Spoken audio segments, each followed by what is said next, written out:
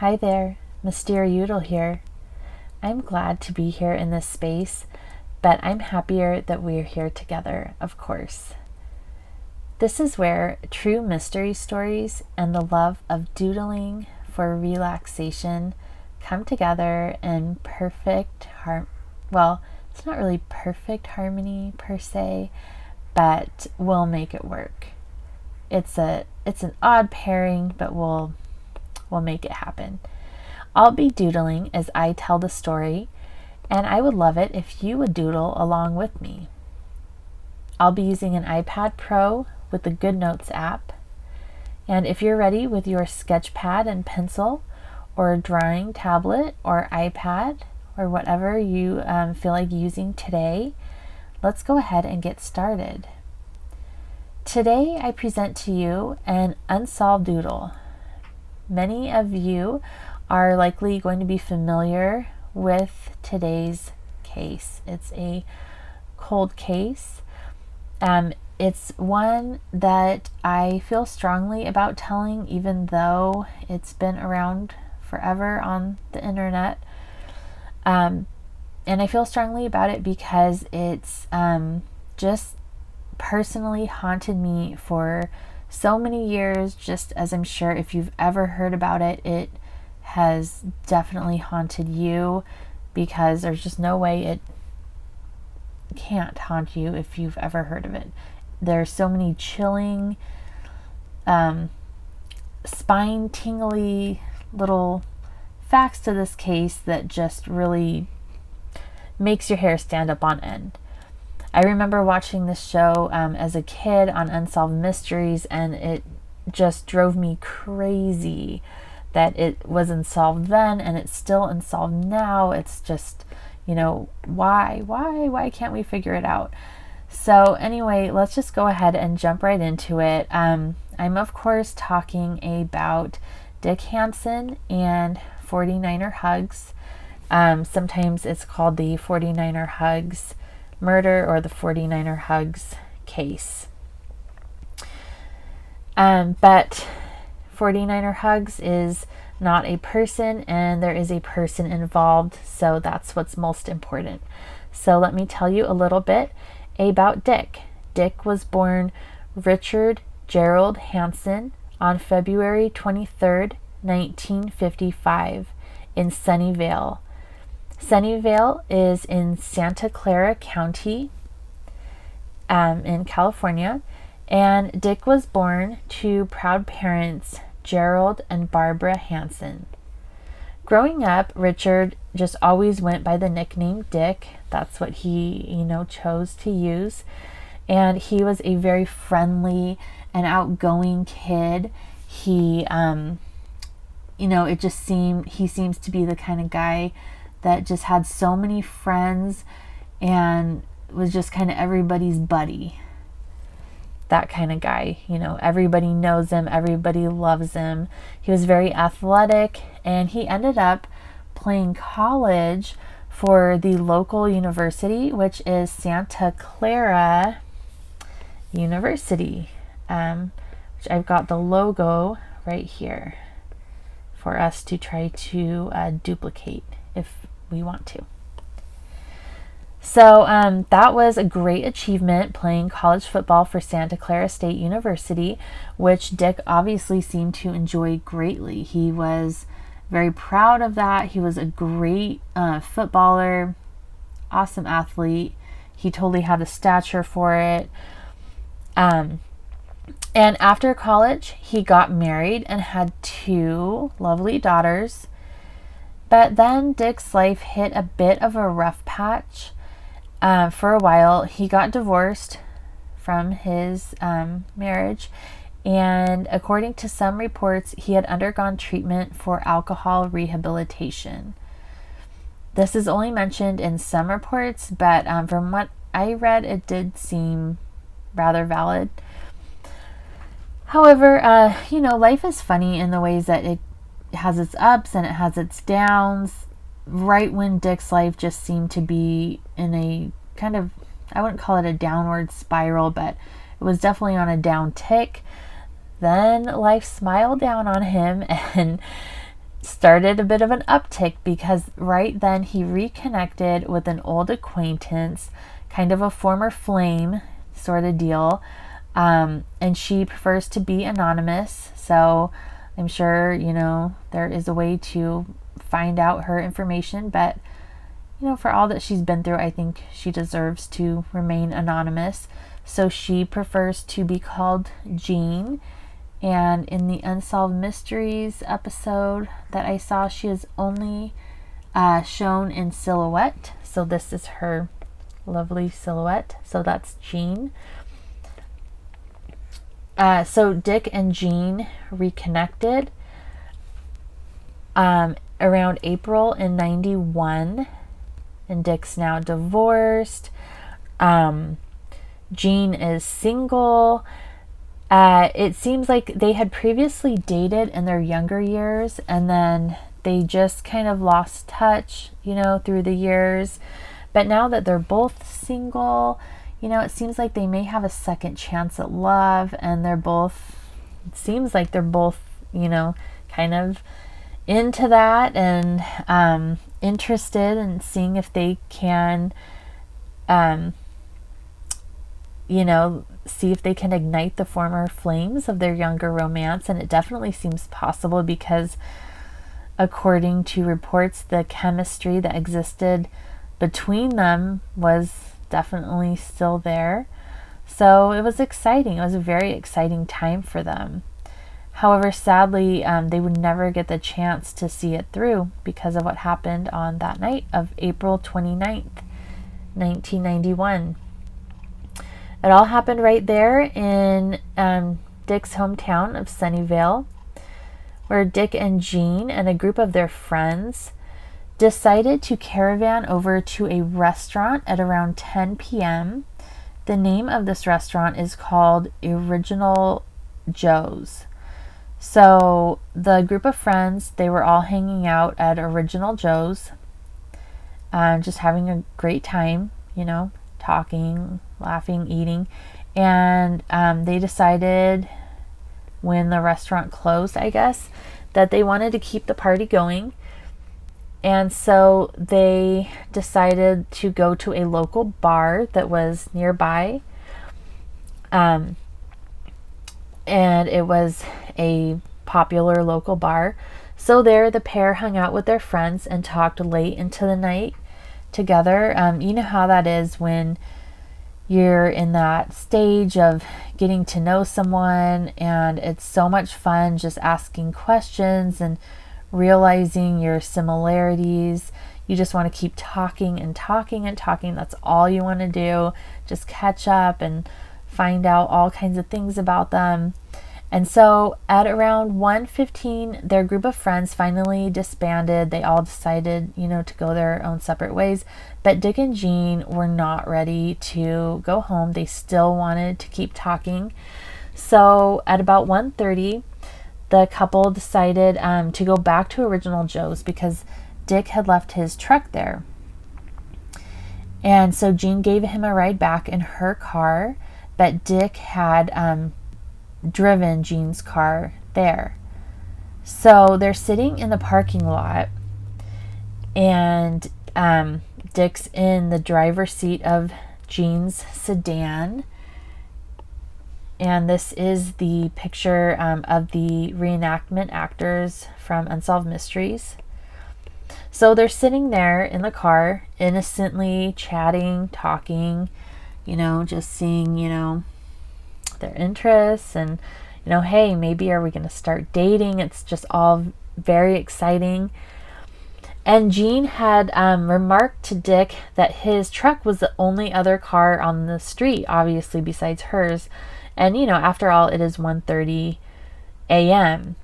So they're just sitting there, not tired at all because they're all excited and all those endorphins, when all of a sudden they both hear a car pull up behind them. So they turn around to look, and then they notice that there's a man sitting in a car alone, and he's directly behind them in Jean's car. And it's just the weirdest thing, this guy in his car, because he's not moving. He's not, making a move for them. He's just sitting there. And I'm going to show you this picture. This is from Unsolved Mysteries. I think this is why this story maybe stuck with me, because this is just the most terrifying picture. Is that not just terrifying of that guy? So kudos to you, whoever you are, Mr. Reenactment Actor. You kept this kid awake because that's just terrifying. I don't know why I found that so scary. So he, that just scared me so bad. So they turned around, they see this guy, they've never seen him before. Jean doesn't recognize him. Dick doesn't recognize him. They just think, what does this guy want? And Jean actually at first didn't think it was too strange. She thought, well, maybe he's just trying to get at the mailbox, because there was a public mailbox right by her car. And, you're just going to go ahead and mail your, all your letters at, 1:30 a.m. But, I mean, what else was she supposed to think? Because it's just so weird that he's just sitting right behind them. And so when he still hasn't moved after a while, Jean remarks, hey, should we go ahead and move my car up a little bit? Like, maybe do you want to move it so this guy can get out? And he says, no, it's fine. He's got plenty of room. And besides, they were right in the middle of their conversation. And it's just so weird that this guy just refuses to do anything. Like, if he wants something, why doesn't he just get out of the car and just ask them to move up? But Dick said that the guy had plenty of room if he needed to access the mailbox anyway. And so, Jean decided just not to worry about it. And besides, really, who needs to mail a letter at 1:30 a.m.? So Jean is still feeling a little uneasy. They go back to their conversation, but she just can't get it out of her head. And she keeps looking back and she's like, okay, this is just so weird. So she suggests to Dick that maybe the guy's a cop. But Dick says, no, not in that old thing. And what he's referring to is the 1970 Pontiac GTO Le Mans two-door coupe that the man is driving. So he didn't think that a cop would be driving that kind of a car. It was painted a dull, faded light gray or bluish color. And he just didn't think that it was in good condition. And besides, it didn't really make a sense why it would be a cop anyway. I mean, what did they do wrong? They hadn't really done anything. I don't know if Jean thought maybe a cop thought maybe they were driving under the influence or something. She didn't say that, but it just, really didn't make sense why a cop would be tailing them and then not even getting out of the car if he's a vice cop in his own personal car. Just didn't make any sense. But I can understand her certainly wanting to toss out theories because you're just trying to normalize this very bizarre situation. But by now, the guy has not made a single move. He's still just staring at them in this very unsettling way. It's so creepy. It's so bizarre. And so finally, they decide they've just been sitting there long enough. This is just so weird. So they're just going to go. And Jean, she doesn't really know the neighborhood Sunnyvale too well. And they decide that they're going to go to Jean's house and, to continue talking and whatnot and getting to know each other. But since she's not familiar with the neighborhood, Dick suggested that Jean follow him out, and that way he can help her get out of the neighborhood and then onto the freeway. So she agrees with that plan. So she waits for Dick to pull out of the little, it's not really a parking lot, it's just like street parking. So she waits for him to pull out, and he does, and then she follows him. But then, of course, the Le Mans is right behind Jean, just adding to her uneasiness, as you can probably imagine. So now they're just driving on the street. They haven't reached the freeway yet. And Jean decides that she's going to go ahead and test this guy just to see, like, is he really following me, or am I just being too paranoid? Am I like making all this up? So Jean decides to switch lanes. And she thinks, if he switches lanes, then I'll know he's following me. So she switches lanes, and he just copies her every move. So she knows, okay, this guy is definitely following her. And now the panic has begun to set in for Jean, as I'm sure it would for many or all of us, because that's just a really horrifying situation. Now, Dick, who's been watching all this in his rear view mirror, must have felt the panic too, because at the next traffic light, he motions for Jean to go ahead and follow him onto the freeway. Gonna attempt to draw a horse again, but if it starts to turn into a T-Rex, I'm ditching the idea. So, fair warning. So he motions for Jean to follow him onto the freeway, and she does this. So she goes ahead and gets onto the freeway, but now something really strange happens, because of course, the guy gets onto the freeway too, and here is a really odd thing that happens. So here's the freeway, and here's some lanes, we'll say. And okay, so here's Dick's truck was in the innermost lane, and Jean's car was in the outside lane, and the stranger's car was in the middle lane. So he's right in between them, but he's hanging back a little bit. But the most horrible part is he's in between them, and he's kind of just got them right where he wants them, so he can follow either of them at a moment's notice. And it's almost as if he knows that they don't want to be split up. So it's just a horrible situation. And they both know that, he's going to follow either of them wherever they go. So it's at this point that Jean just decides to slam on her brakes, which she does. She just slams on her brakes, full speed ahead. And she thought, maybe this guy will just go past me. She's really hoping so anyway, but, he doesn't. He slams on his brakes too, and she thought that was just so horrible, because it was almost as if he was reading her mind. That's what she thought anyway.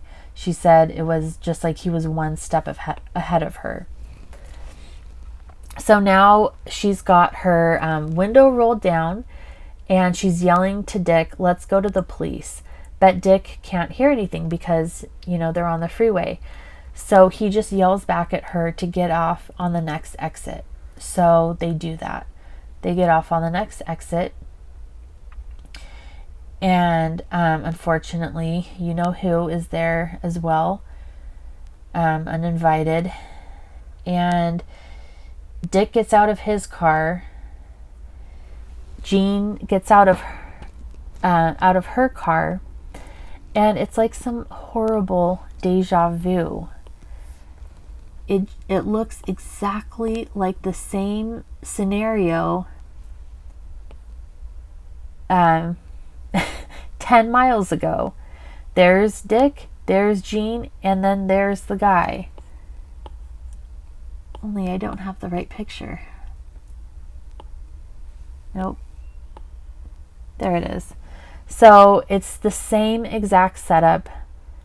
Dick pulls off the road, Jean pulls up next to Dick, and then the stranger pulls up next to Jean. Just 10 miles difference, and here they are again.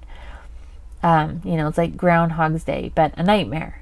So Dick gets out of the truck, and he's a little heated. He's feeling amped, as most guys would. You know, he's 36 and he's got this lady to protect this new romance. So Jean gets out of her car, you know, she's already out, and she asks Dick, does he know the guy? And Dick says no, he's never seen him before in his life. But he immediately tells Jean, get back in your car. That's what he tells her. You know, you don't need to be out. You know, who knows? This guy's a creep. Just get back in there. But Jean doesn't. Instead, she watches Dick walk over to the car with his chest puffed out, and he leans down to the driver's door. So he's gonna go confront this guy, because this guy is causing problems, and this has been like a lovely, you know, a lovely day, a lovely night, a date, and this guy is ruining it. And what the heck? He's also just being really creepy. So I think most guys would do this.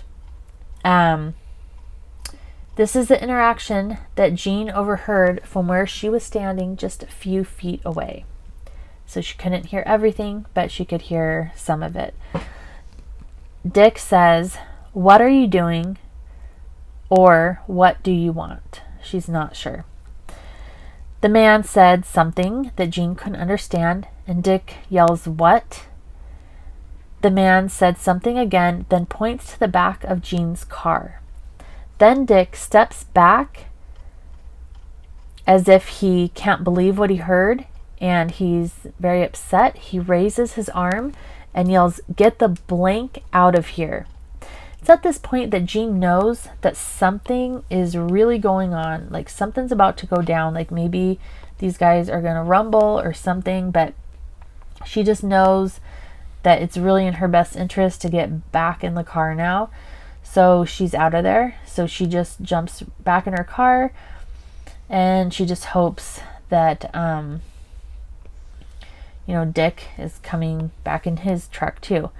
Fortunately, it's right then that she hears two pop sounds, which were two gunshots. She gets out of her car to see what happened, and it's at that point that she and the driver stare at each other through his windshield for about 5 to 10 seconds, is what she said. It felt like 5 to 10 seconds.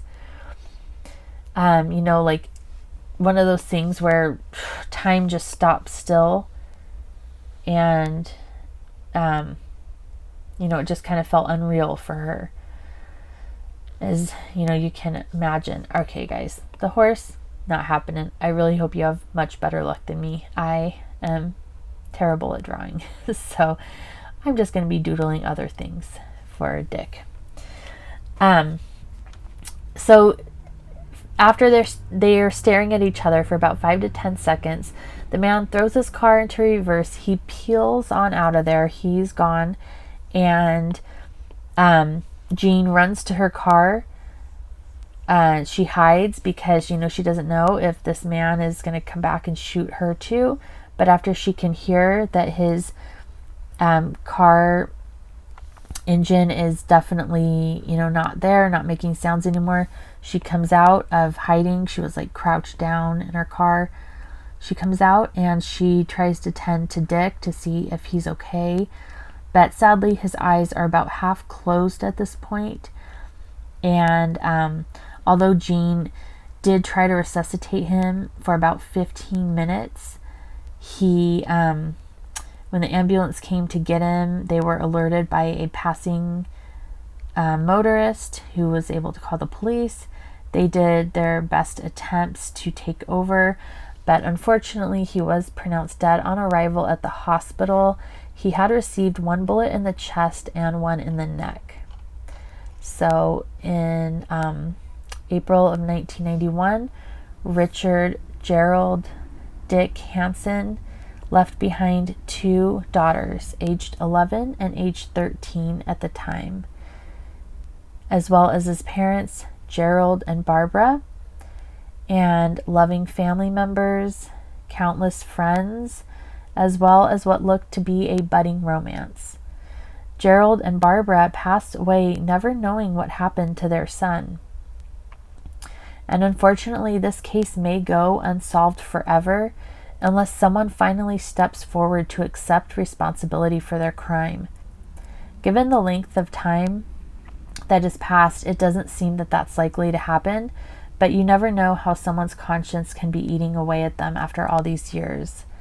Or perhaps Dick's killer told someone about the crime and this person is just waiting for the right opportunity to get the information to the right hands. So I do believe it's important to stay optimistic about the future. So now, as we draw to a close, let's talk about some theories. The first theory is the crazed sports fan theory, and this is the most widely known. So this all centers around Jean's personalized or vanity plate that she had made called that spells out 49RHugs. And if you're just listening to this, it's spelled numbers 49 letter RHugs. So it spells out 49RHugs, and this is because she was a huge fan of the football team, the 49ers.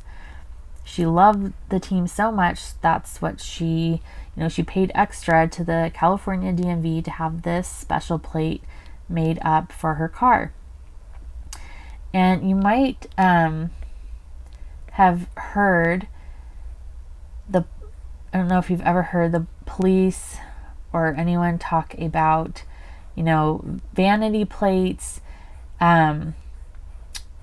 being, not a good thing to have. But this is kind of the reason why, is because I've heard the police mention that vanity plates are not a great thing to have.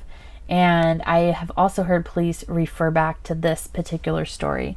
And it's because if someone is emotionally unbalanced, or, maybe they're just a normal person who's just having a really bad day, and they literally, not literally, but they figuratively just emotionally snap, they can take your plate, what you have on your plate that's innocent, and take it as a threat or an invitation.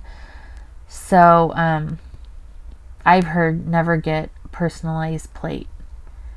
If you have one that's cutie pie or something like that, and you're a woman, a man, might take that as an invitation.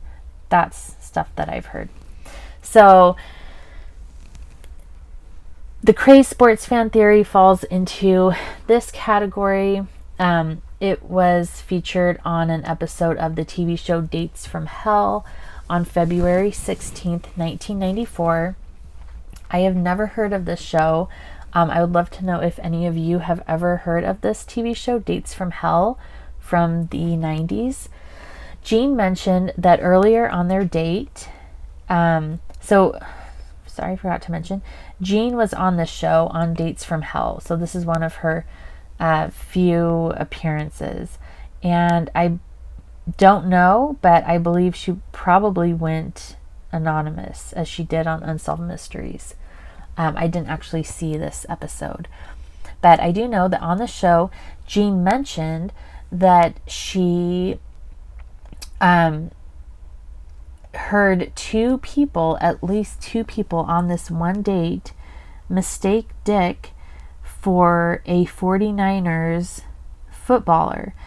And not just any 49ers, but one very specific player.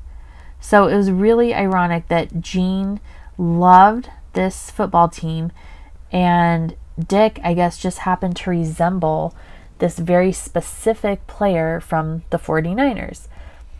And that two people on their date said, hey, are you this guy from the 49ers? So here is this guy. His name is Harris Barton. So here's Harris Barton. And actually on the show, Dates from Hell, they call him Barry Hartman. And big thank you, by the way, to Trail Went Cold podcast via Reddit, who found out this information. Thank you so much. Barry Hartman, however, does not exist as a 49ers player. He was never a player for them. But Harris Barton was a player. So they believed that this was a pseudonym, thinking maybe Dates from Hell didn't want to get sued by Barton. So they just kind of did a little name switcheroo, which is kind of interesting. So Harris Barton, this man here, not Barry Hartman, he supposedly looks a lot like our man Dick. Now, in these pictures, you can definitely see a resemblance. Maybe they're brothers, definitely could pass for cousins. They've got the same facial structure, the same kind of hair consistency. I don't know if that's the right word, but hair texture. There we go. Same hair texture, same facial structure. They're both, like larger bodied men, definitely football athletes. You can definitely tell they played football. But I don't know, in the face, I mean, do they really look that identical? They almost look like they have the same ears too. But the mouth, the eyes, that doesn't really look identical to me. However, if you take a look, if I can delete this, at this picture of Dick, and I looked pretty hard. I could only find these 2 pictures of Dick. There's not a ton of pictures of him around.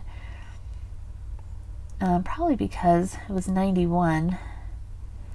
But anyhow, so this is Dick here, and then this is Harris Barton's player's card. So, yeah. Do you guys think that they look pretty identical there? I don't know. If it was 91 and I'm watching a football game on a smaller, like fuzzy screen, there's no high def back then in 91, and then you're over here seeing this guy right here. Yeah, I think I might confuse the two.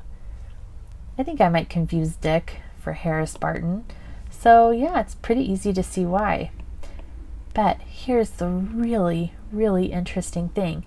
So I always believed that the crazy sports fan theory revolved around the killer being an anti-49ers fan. I thought he hated the 49ers, right? Because that would make sense. You shoot someone that you don't like. I mean, why would you shoot a teammate of the team that you did like? But this theory that I found out from the Trail Went Cold podcast via Reddit is that it's the complete opposite. That the crazy sports fan was a huge 49ers fan. Now here's where it really gets interesting. So 3 months before the date, in April of 91, bring up this picture again. This man, Harris Barton, played for the 49ers. And in fact, he did not play very well. He blew a lead in the big game. And it was so big, this thing that he pass or whatever that he, or lead, sorry, I don't know anything about sports, that he blew, that he pretty much just cost the 49ers their entire game. And the reason that this is such a big loss is that they were playing against the New York Giants. And if the 49ers had indeed won, They could have gone to the Super Bowl, but because of Barton and because of the way that he played and how he lost that one play, the 49ers lost their third consecutive chance at a Super Bowl victory. So if you were just a crazy sports fan and this was your team, that would be a pretty hard pill to swallow. So there's that theory. The crazy sports fan kind of forks out into two theories. However, I do think it's always important to talk about the theories that the families believe in. And Dick's father has always disagreed in the vanity plate theory. He doesn't believe it has anything to do with that. He believes it all centers around the mailbox. He thinks that the killer was suffering from just a psycho fit of road rage, just wanted to use that dang mailbox so bad, and Jean's car was blocking it. And who knows, maybe this guy had like sleep deprivation or something, or maybe he just had a really bad day. Maybe he lost his job, or maybe he was, who knows, maybe it was an important letter he had to mail, and he just thought that was so inconsiderate that she had blocked him from using the mailbox or something. So he decided to sit there and wait for them to move the car. And when they refused to move it, he just thought, you know what, I'm just going to chase these guys all over town. It's a kind of out there theory, but when you look at everything else, all the theories are kind of out there. I mean, the crazed sports fan theory is, like, really, when you think about it, it's also kind of out there. So when you stack them up against each other, I guess it's really not that crazy. So that is, that was Dick's father Gerald's belief. And there are many people online who agree with that. They think that it was likely just road rage, just a guy who just snapped. And I mean, if you look at the cases of documented cases of road rage, people really do some crazy stuff. So I guess it's not really unheard of. But I believe the theory that I am tending to lean towards the most, even though I've always believed in the vanity plate theory, the one that I'm really, really leaning towards is the stalker theory. And this is a true crime fan theory that's pretty big. This theory says that Jean has a stalker that was so good at stalking her that she never knew it. So that's why she never saw this guy. She just thought that he was a complete stranger. And, many of us don't want to believe that this could be true, that we could have a stalker and never know it. But I mean, that's what stalkers do. They, stalk people, and you're not supposed to know that you have a stalker, as scary as that is. So many people believe that Jean was being stalked, well before her relationship with Dick was rekindled, and that maybe seeing her with this man, it just sent her stalker over the edge. So that's a possible theory as well. Down in the comments, I would love to hear your theories if you have one of your very own. Often brainstorming is a wonderful way to learn more, and who knows what a theory here or there added onto. You never really know what could break a cold case wide open. But if you don't have a theory of your own, I'm really curious to know which one of these 3, or really 4, I guess, you think is most plausible. So please let me know, because I would love to hear. And even though it's been so long ago, I guess it really can't hurt to go over the suspect's information just one last time. So, I don't know if I ever went over it, so might as well. He's described from Jean's best recollection as a tan man, maybe Latino or Mediterranean heritage. He would have been in his early 30s or 40s in 91. He wore large black framed glasses, and he drove the 70s Pontiac GTO Le Mans that we talked about earlier, that was painted a dull, faded gray or bluish, light bluish color. If you or someone that you know has a tip about this or any other U.S. case, please feel free to call the anonymous tip line, and that phone number is 1-800-222-TIPS, or you can submit the tip online at crimestoppersusa.org. If you'd like to learn more about this case, there are oodles of articles and videos online. You just have to search 49RHugs, Hugs. Some people think it's with a Z, but it's with an S. And the name Dick Hansen, Hansen.